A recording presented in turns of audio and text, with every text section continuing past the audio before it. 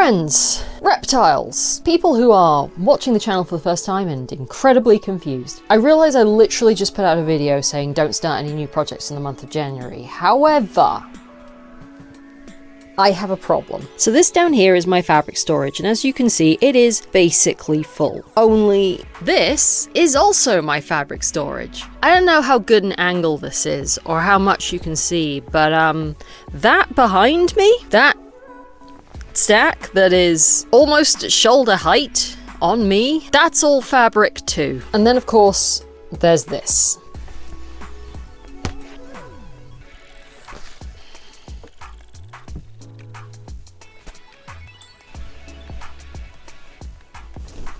This is a problem. So for anybody who doesn't know, this is all quilting cotton. And as you can probably see, I have quite a lot of it. I can already hear you over in the background going, but Ash, I didn't know you quilted. I don't. I have no good explanation for any of this. I can't live like this anymore. Something needs to change, and I think I need to make a quilt. I am quite an experienced garment sewist, and I have done some kinds of patchwork before, but I've never forayed into the more traditional American style of block patchwork, and I've never really done quilting with the exception of that one project, which kind of doesn't count. So whenever I'm about to start something completely new that is a new skill set and I've never done anything quite like it before, obviously the first step is just learning, and that's why I'm super glad to tell you that this video is sponsored by Craftsy. Craftsy is an incredible online community and resource for all kinds of creative and crafty skills, such as sewing, knitting, crochet, baking and cooking, painting and drawing, journaling, and even gardening. Whether you want to knit a jumper, bake and decorate a cake, improve your drawing skills, up your photography game for social media, or you're diving into a sewing project you've never tackled before, Craftsy has instructional videos to help you out and inspire you, and they're always creating new classes. In preparation for my first quilt, I found loads of really useful classes, all taught by professional instructors taking you step by step through each technique. The videos were very accessible and full of helpful tips and tricks. In particular, I got a lot out of Marty Michelle's Better Faster log cabins in preparation for this video, and when I had questions, I could connect with other members to brainstorm and share ideas. I really value being able to tap into a community of like-minded enthusiasts. Craftsy members also have access to live streaming tutorials where expert instructors share tips, answer questions, and engage with the Craftsy community in real time. With over 2,000 classes and more than 20 creative categories, for all skill levels from beginner hobbyists to masters of their craft, there's always something new to learn. So if you'd like to take the leap and become a Craftsy member, the first 1,000 of you to click the link in the video description will get a full year of premium membership to Craftsy for only $1.49, valid for new members only. So I figured for my first ever quilt, I would do something very classic, okay, I could have picked something simpler. Nothing too wild, nothing too out of hand. I want to try and do a log cabin. This is a very, very classic block. There's loads of tutorials. I really like the ones where, I think it's called a race, where you make the blocks so that they're darker on one side and lighter on the other side, and then you can assemble them together to make stripes, basically. And I have just a bunch of random fabrics here, so what I think I'm going to do is organize these into like lights, mediums, and darks. I've got a red, which is really good because a couple of things I've seen say that it's traditional that the center of a log cabin is red, so we can do that. And then once I've got an idea of where I'm at with all of these, I think the next step is to start cutting everything into strips, for which I have a handy new ruler. I probably didn't need a new ruler. I've had, if you've watched any of my videos before, you may have seen this. Quilting rulers are one of these things that as soon as garment makers found out about them, we were like having that. Because it's transparent and gradiated, you can add and remove seam allowance really easily, make small alterations. It's just a really useful object. The benefit of this one is that it's 2.5 inches wide, which is how big I'm going to want each of the strips that's going to make up my log cabin to be. And the less thinking that I have to do, the less likely I am to get it wrong. Another suggestion that I've seen a lot is to figure out when you've got a bunch of different colors and it's not super obvious which is lightest. If you take a photo and then you put it in black and white, you can start making a decision about which one is the lightest or the darkest. So I think those two are pretty dark. Is it like that? Okay, we think that one... Yeah, no, that makes sense actually now that I'm looking at it, because that's got a grayer background. This I'm pretty happy with, and these are all pretty even. Cool, so that's my center, and then these are darkest here and lightest. All right, it's not going to be like a super pronounced pattern, but I think we can work with this. I have no idea how big this finished quilt is going to be, incidentally. I'm basically going to start making blocks and see what happens, which I'm sure is not how you're supposed to do it, but we'll get there.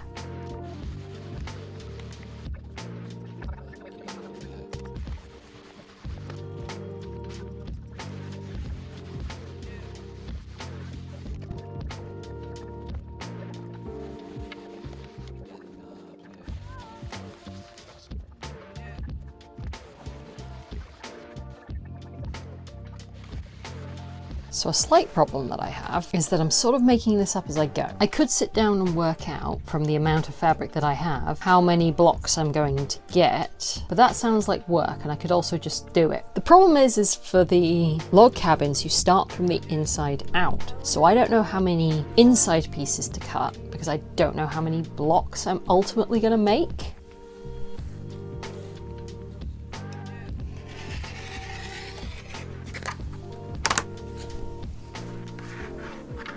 I do know that I should always be cutting to the same side. The technique I'm using is one that I've seen a few people do on the internet, which is that you don't cut each individual piece, you cut 2.5-inch strips, and then you sew the next one on, trim it, sew the next one on, trim it, and just work your way through. I do think that sounds like the best way of doing it. One of those things that you don't really think about. I've been sewing clothes for 20 years. If you asked me, Ash, can you cut a straight line? I would probably have said yes. And now I'm questioning that. Let's see. So this is for the center of the log cabins, and I do actually need squares for this. Probably change my blade. That is 2, 4, 6, 12, 18. 18 feels like an okay number of blocks to start with. I can always cut more. Everything else I think I just need to cut into 2.5-inch strips. This is the only one where I need to think about numbers. I'm going to do that, and I'm going to arrange them into piles. So this is all of my ironed fabric. Get rid of that, we don't need that. Annoyingly, I don't have the same amount of each fabric. So I have 16 fabrics on top of the red centers,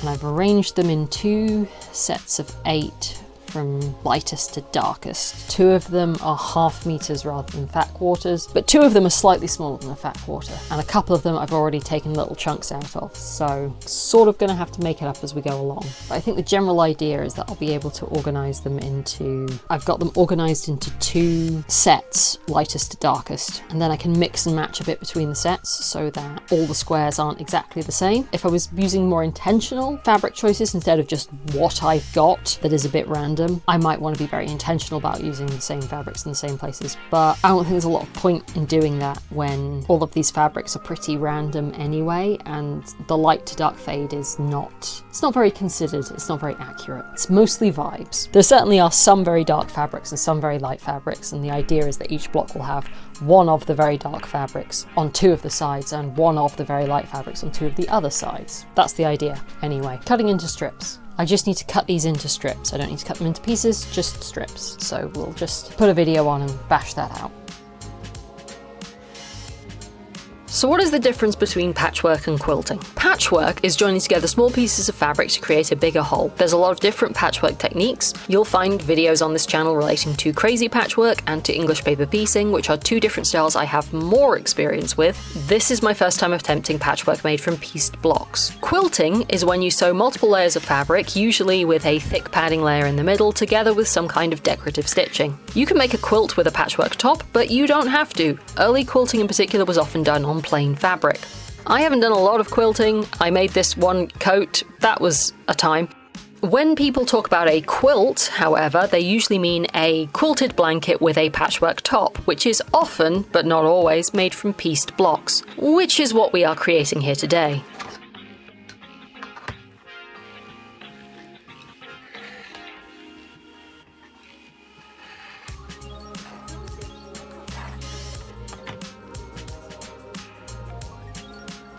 I'm 2 seams in and I've already messed up. Do you see? Do you see that they are mirrored? They're supposed to be the same. I never even thought while I was doing it. I was going to lay out the second set and I was like, oh, you know, it'll be easier to sew if I do it like this. Never occurred to me that it was going to be the other way around. This isn't necessarily a problem. Does mean that I'm going to have to think about it as I'm going forwards. I knew it seemed too easy. I could unpick them all and resew them, but I think I can work with this. I think I just, like I said, I need to think about what I'm doing when I do it. Now I understand why there's a lot of emphasis in the videos that I've seen of people doing the exact same thing every time and like building sets, and then like you move one from the top to the bottom and then you do the same thing, and then you move one from the top to the bottom and you do the same thing. I understand. It's real easy to just go like, oh, I'll just, this would actually be easier if I did it differently for the second half, and now they're backwards.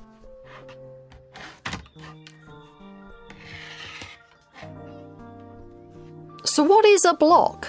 A block is a segment of the patchwork design that is repeated to make the full quilt top. Sometimes all the blocks are the same, sometimes they're the same but use different fabrics, this is what I'm doing, and sometimes there are 2 or more designs. Or you can even make a quilt top where each block is different. Sometimes each block is really obviously a unit, and sometimes they blend together to create an overall design that doesn't look like it could possibly be made of repeated squares. There are lots of classic blocks, many of which have cute names. Pinwheel, shoe fly, broken dishes, snowball, flying geese, pineapple, courthouse steps. And some of these have been around for over 150 years, but people also invent new ones all the time. Researching the history of quilt blocks is a challenge because, well, there's honestly a lot of unattributed hearsay on the internet, so it's hard to identify which facts are backed up by primary evidence and which are just folklore. That's a research rabbit hole for someone with more time and energy than me.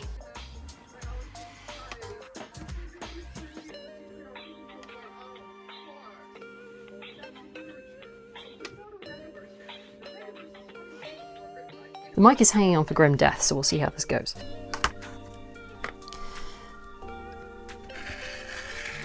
So while this is very much my very first quilt project, it's not the first time I've tried to do this kind of geometric patchwork. And historically, I really struggled with this because you cut out all the squares and maybe your cutting is not as precise as you need it to be, and then you sew them together and maybe your seam is just a 1/16 of an inch out on one of the sides, so now it's at a slight angle, and then you sew the next one on and that's a 1/16 of an inch out, but it's actually an 1/8 of an inch now because they've compounded, and it keeps going, and eventually it's just it's never quite right. And I didn't realize until I started watching other people doing block patchwork, listening to teachers talk through how you do this. You square up every time. Every single time I'm taking each individual block and I'm making all the sides square, making sure all the right angles are right angles. If I was doing this properly, I would be going one step further and I would be squaring up to specific dimensions. Not quite there yet. That's going to be quilt number 2. Right now I'm perfectly happy with close enough. I'm also picking up and moving the blocks around, which is not ideal. But right now I don't think I'm quite precise enough for that to make enough of a difference. And I'm not doing anything on the bias, at least not intentionally. So hopefully it shouldn't really make a difference.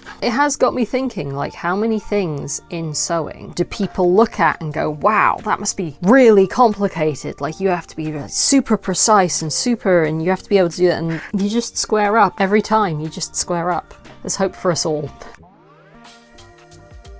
I couldn't figure out anywhere else to put this, but it's quite interesting, so here you go, here's some knowledge. One thing you'll encounter in quilting and not really anywhere else is standardized pre-cuts. You can buy quilting cotton as a yardage, but also as smaller cuts that all tend to have specific names. You'll pretty frequently encounter fat quarters, which are half a yard square-ish, and more rarely long quarters, which are 1/4 of a yard long, but the full width of the fabric. And occasionally fat eighths, which are half a fat quarter and not square, just to confuse you. You'll also find pre-cut sets, usually a set number of pieces all from one collection, including layer cakes, 10-inch squares, jelly rolls, 2.5-inch width of fabric strips, honey buns, 1.5-inch width of fabric strips, charm packs, 5-inch squares, and mini charms, 2.5-inch squares. You'll also encounter a lot of pre-cut names that are really similar to charm packs and jelly rolls. but slightly different. Because those names are actually trademarked by a specific company, United Notions, who own Moda. If you pick up pre-cut sets by different designers, they'll usually have a slightly different name. But if the cuts are the same size, which they normally are, all of the quilt patterns you find that are specifically for charm packs or jelly rolls will work on the different ones. If the size is right, they'll work.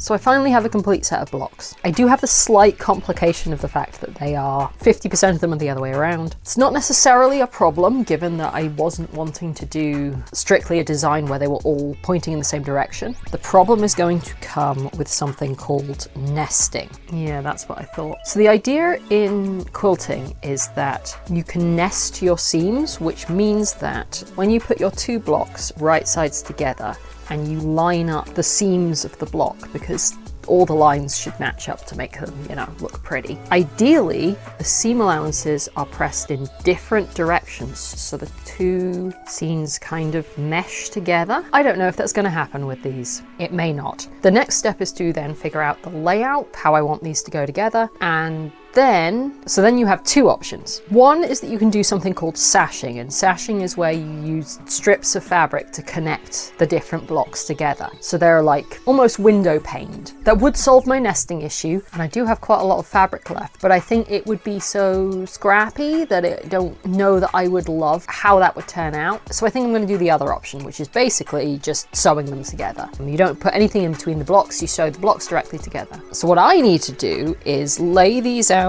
in a way that I think looks good. So for example, you could have this and like this and like this, this. You lay out your design and then you pick up and you sew them together in a row, and then you sew the rows together into a hole. I made 24 in the end, not 18. I couldn't figure out what grid pattern 18 was going to do, but 24, I was like, that's 4 by 6. Definitely going to be rectangular, but I can always put a bit of a border on it. You can see I have watched many tutorials, got all the problem solving down. But let's put the top together. Quilt top is also sometimes called a flimsy, which sounds like we're in a space opera and the author really doesn't want to use the word paper. So I'm going to stick with quilt top because it's funny, and I'll see how I get on with making a design that I'm happy with.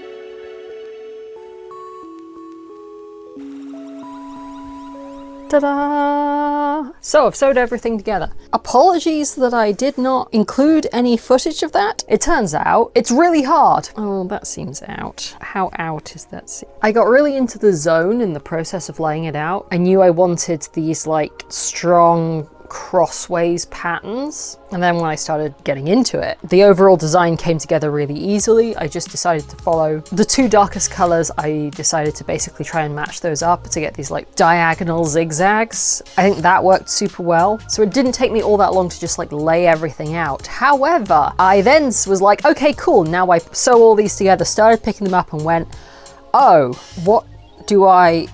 how do I know? I don't think this is going to be an all the time problem. I think this is because I picked such a complicated overall pattern. Like if I was doing a bunch of 9 patches, I would have been fine. But something about wanting to make sure that everything was orientated properly. There's something in patchwork called chain piecing, which is yet another thing that garment sewing has picked up on and gone, oh, this is actually great, where you just sit and sew all of the pieces 2 together, sew them, next pair, sew those, next pair, sew those. So they're all in one long chain joined together by the thread. Clip the threads, separate them all out, start again. And that's something that comes from patchwork quilting. Really cool technique, really useful. Could I do it on this quilt top? Absolutely not. I had to pick up the pieces from where I'd laid them out 2 at a time, sew them together, put them back, pick up the next two, sew those together, put it back in the design before picking up those two sets of two to sew those together into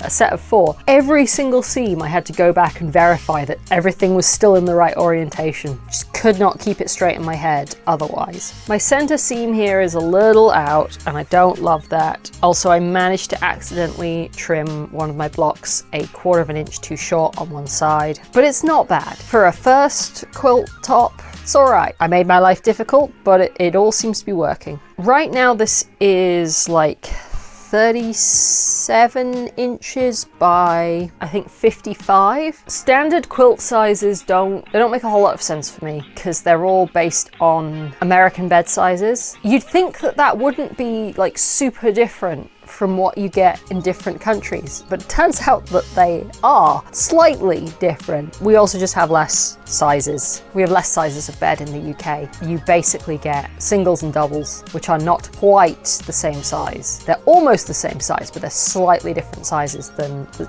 US standard. Queen size beds are really rare and very annoying, and king size beds are super rare, very desirable. For the sake of following the process, this is closest, I think, to being what is like standardly considered a throw size quilt. Fine with that, that works. It can go on the sofa, but to get it to that extra size, I'm going to need to add borders. I could make more blocks. I don't think I have quite enough fabric for that, certainly not of the right colors, and I think I'd have to think about it way too much at this stage of the game. We're going to add borders. Yeah, and hopefully I can come back to you after I've done that.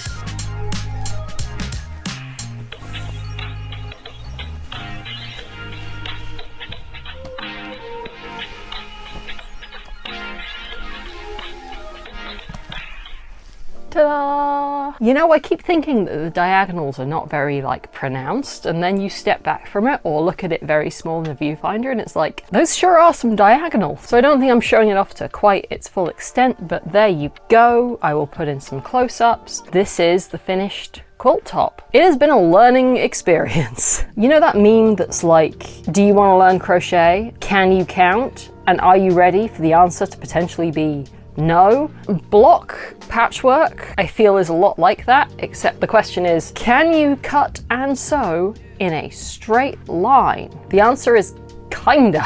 Mostly though, this project was just to prove that I could. It is very definitely a first attempt, but it is a first attempt at a brand new skill, which has some crossover with things I already do, but not actually that much. It's a very different way of sewing and cutting, and because I'm so new to it, it's not anywhere near as intuitive as I find like garment sewing, which I've been doing for a very, very long time. As you've probably seen elsewhere on the channel, I just kind of wing it because it'll work. I did really enjoy it. I found it very pleasing, very like methodical. It appealed to the part of my brain that really likes spreadsheets. There's something about it being very geometric, very procedural, very repetitive. That was super nice. None of it was fiddly. And I think with garment sewing, quite often you have a lot more variety in what you're doing, and obviously you end up with something that you can wear long term. Case in point, I made both of the things that I'm wearing right now, but also there are some steps that are just fiddly and annoying, and no part of this patchwork process was fiddly and annoying. Obviously I have quite a lot of dedicated quilting fabric that I need to use up, so I am going to make more of these. But the other kinds of patchwork I do, the paper piecing and crazy patchwork, get into the idea of like using scraps and using leftovers of all your different kinds of fabric. I think I would really struggle. I think I would have to be a lot better at it to do this kind of patchwork with just random fabrics. What I am also finding is waste is pretty, I mean, so this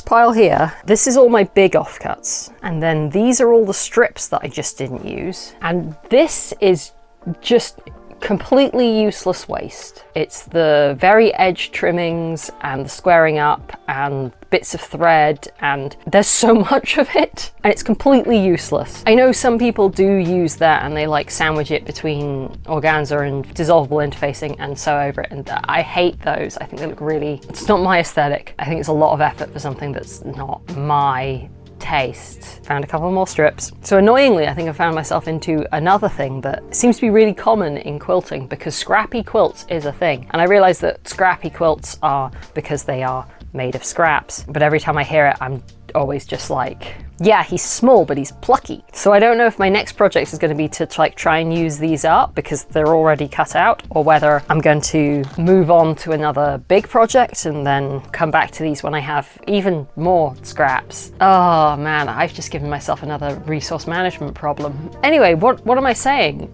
There's a really obvious next project or next step because I've done the patchwork, but I still need to quilt this. And that's completely new territory for me. I have never attempted to actually quilt something, and I was quite surprised to find from having conversations on threads and the like, a lot of people don't quilt their own quilts. I was getting advice on the internet and people were like, yeah, so you want to do this, this, and this, because when you send it off to your quilter, and I'm like, wait, I thought that was like a really important step. I'm going to try it at least once. Doing the quilting is an important part of making a quilt. This is already an expensive enough hobby. I don't need to be adding in labor costs, but we'll see. I might hate it, in which case we're going to do some soul searching. But anyway, I have found that there's way more tutorials about how to do patchwork than there are tutorials about how to do actual quilting, so we'll see how that goes. There's probably a class on Craftsy. Well then, thank you so much for watching. I hope you've enjoyed this video.